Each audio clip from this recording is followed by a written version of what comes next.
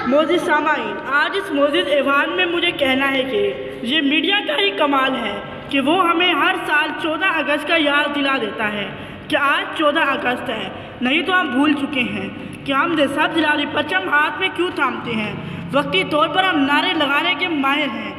आज पाकिस्तान का मतलब क्या, ला इलाहा इल्लल्लाह के नारे को हवा हुए अरसा हो गया है। जीवे पाकिस्तान पर राग अलापने वाले कब के कब्रों में जाकर सो गए हैं।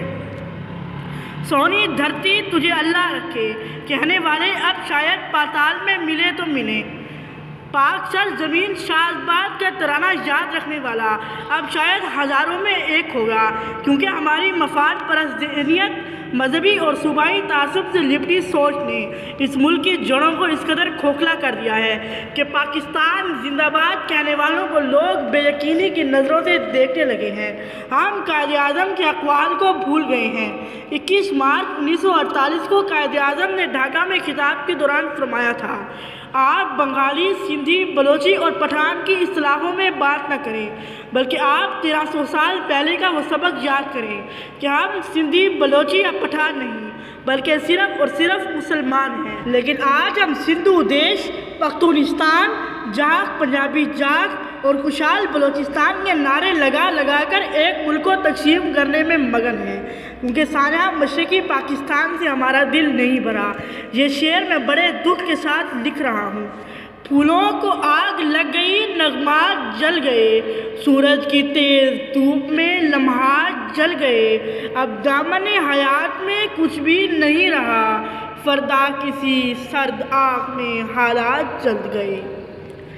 मोअज़्ज़िज़ सामाईन, इतने साल हो गए पाकिस्तान को मोहरज़े वजूद में आए, लेकिन आज भी हम वहीं के वहीं हैं। महंगाई, बेरोज़गारी, भूख और अफलास से आज भी लोग मर रहे हैं। थर को हम कैसे भूल सकते हैं। ये वक्त नारे लगाने का नहीं, अमनी तौर पर मुल्क संवारने का है।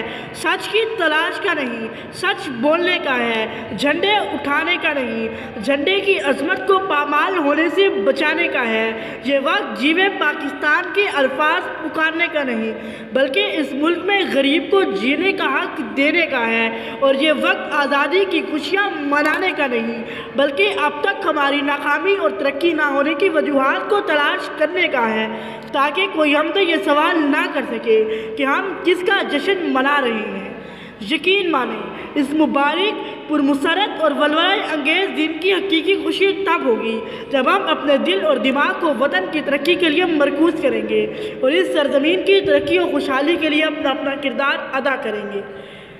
सिर्फ 14 अगस्त को जश्न आज़ादी मनाकर आज़ादी के मकसद को पूरा नहीं किया जा सकता।